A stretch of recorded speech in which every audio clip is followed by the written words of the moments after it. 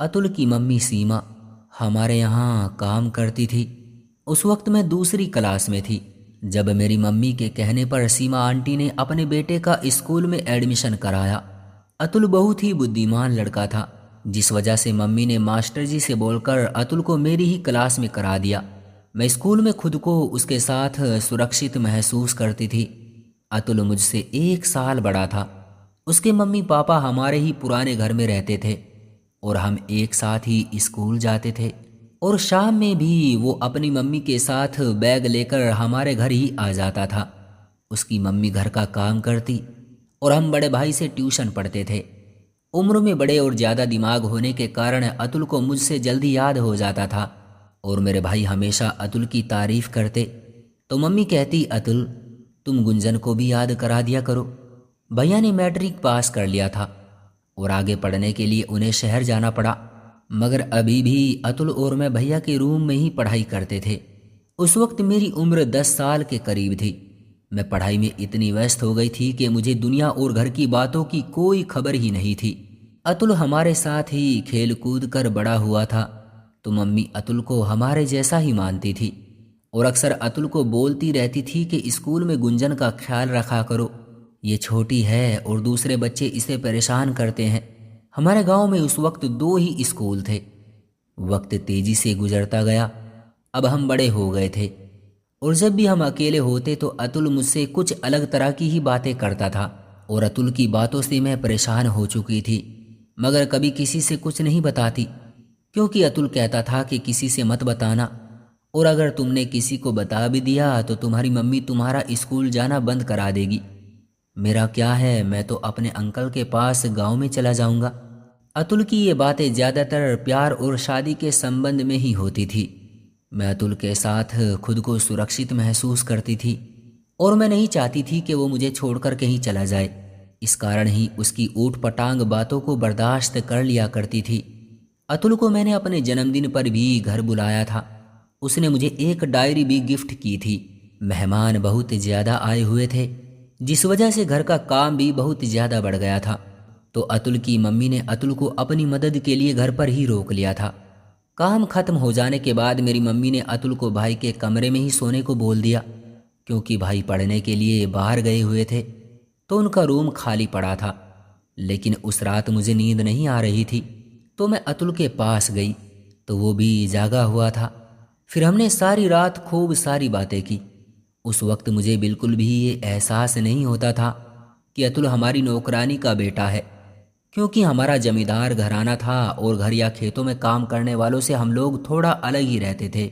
मगर अतुल की बात अलग थी, क्योंकि जब अतुल का जन्म हुआ था तो उस वक्त भी उसकी माँ हमारे घर में ही काम करती और हमारे पुराने घर में ही रहती थी, क्योंकि इनका खानदान शुरू से ही हमारे यहाँ काम करते आया था और वो दूध पीता था।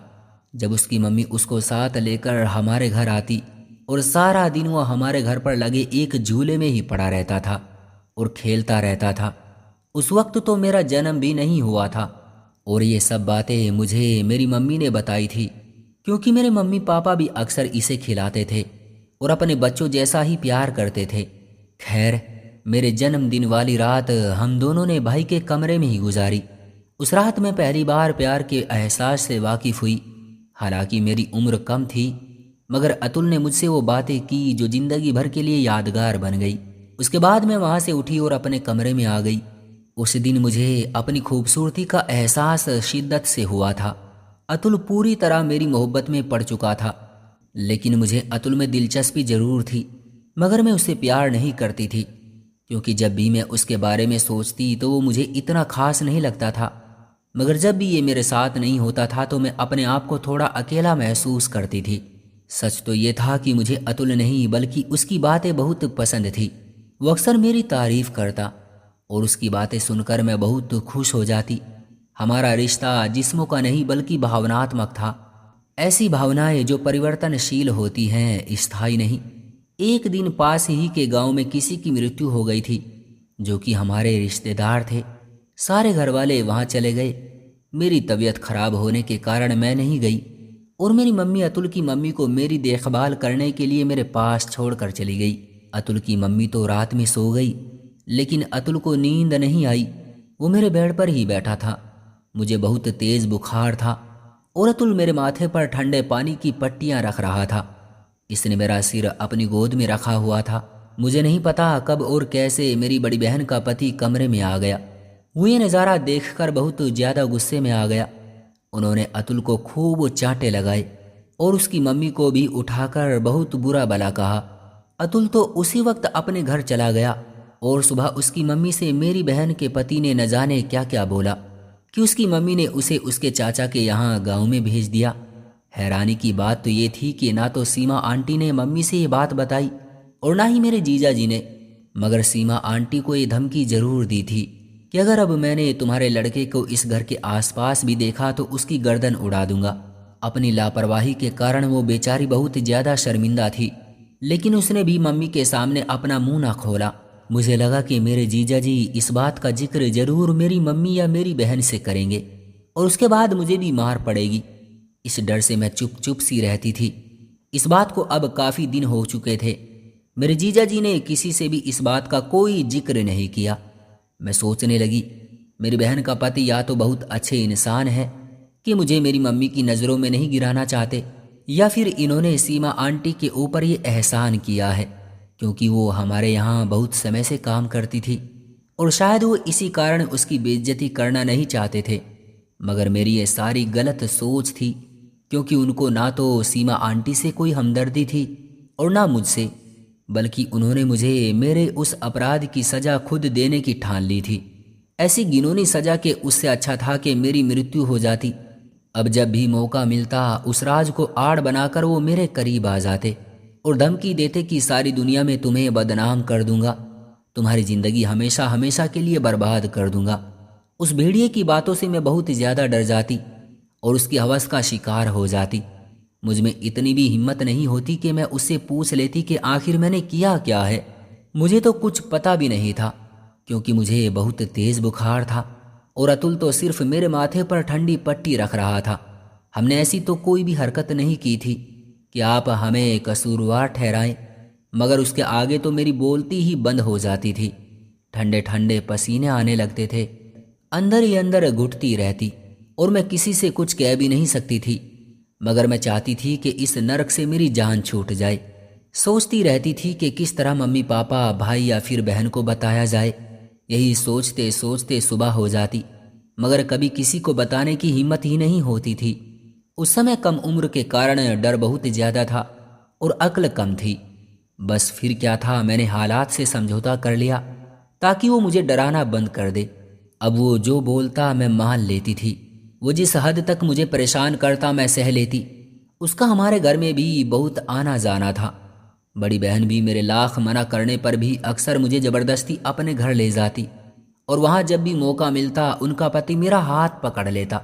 तब दिल से यही बात निकलती कि इसकी मृत्यु हो जाए या फिर मैं ही मर जाऊं ताकि इस नरक से पीछा छूट सके। लेकिन इन्होंने तो मुझे अपने घर में हमेशा के लिए रखने का प्लान बना लिया और मेरे मम्मी पापा से भीख मांग कर मेरा रिश्ता अपने छोटे भाई के लिए मांग लिया और जल्दी से मेरी शादी का दिन भी तय कर लिया। मेरे लिए तो इस शादी के लिए हाँ करने के अलावा और कोई रास्ता ही नहीं था। ये सब भी एक सोची समझी चाल थी। अब मुझे उससे नफरत होने लगी थी। इतनी नफरत के दिल करता था कि इसकी जान ले लूं, मगर ऐसा मुमकिन नहीं था। खैर, हमारी शादी हो गई। मेरा पति एक बहुत ही अच्छा व्यक्ति था, अपने बड़े भाई का बिल्कुल उल्टा। वो तो बहुत ही ज़्यादा गिरा हुआ व्यक्ति था। खैर, दिन गुजरने लगे और एक दिन कमल बोले कि गुंजन, मुझे काम के लिए अब दूसरे शहर जाना होगा। अगर तुम भी मेरे साथ चलती तो अच्छा होता। उन्हें लगा कि मैं अपनी बड़ी बहन की वजह से मना कर दूंगी, लेकिन उन्हें कहाँ पता था कि मैं किस नर्क में रह रही थी। मैंने उनको मुझे भी साथ ले जाने को बोल दिया। वो भी ये सुनकर बहुत खुश हुए और हमने जाने की तैयारी की और अगले दिन हम दूसरे शहर पहुंच गए, उस नरक से बहुत दूर। मैंने तो अब उम्मीद ही छोड़ दी थी कि कभी उस नरक से भी निकल पाऊंगी, लेकिन आखिर ईश्वर को भी शायद मेरे ऊपर अब तरस आने लगा था। खैर, हम खुशी खुशी वहाँ रहने लगे और जब भी कमल मुझे घर चलने को बोलते तो मैं साफ मना कर देती थी, क्योंकि मैं उनकी शक्ल भी नहीं देखना चाहती थी। मैं यहाँ सबसे दूर बहुत ही सुकून से थी, मगर एक बात थी जो मुझे बहुत सताती थी। कि मैं कमल की गुनहगार हूँ, क्योंकि मैंने इनके उस दरिंदे भाई की करतूत इनको नहीं बताई। मगर मुझे इस बात का भी डर था कि कहीं वो झूठ ना बोल दे और अपने भाई को अपनी तरफ ना कर ले। आखिर भाई है, शायद मेरी बातों से ज़्यादा उसकी बात का विश्वास कर ले और मुझे छोड़ दे और मैं हमेशा हमेशा के लिए कमल को खो दूँ। बस इसी डर से मैंने आज तक भी कमल को कुछ नहीं बताया और ना ही कभी उस घर में गई। पता नहीं ये मैंने सही किया या गलत, लेकिन मुझे काफ़ी हद तक सही ही लगता है। तो दोस्तों, ये थी हमारी आज की कहानी। आपका क्या कहना है गुंजन के इस फैसले के बारे में? कमेंट करके हमें ज़रूर बताएं। वीडियो को लाइक करके चैनल को सब्सक्राइब कर लीजिए और साथ में घंटी को ऑल पर सेट कर लीजिए ताकि आने वाली वीडियो आपको तुरंत मिले। मुझे दीजिए अगली वीडियो तक इजाज़त। तब तक के लिए धन्यवाद।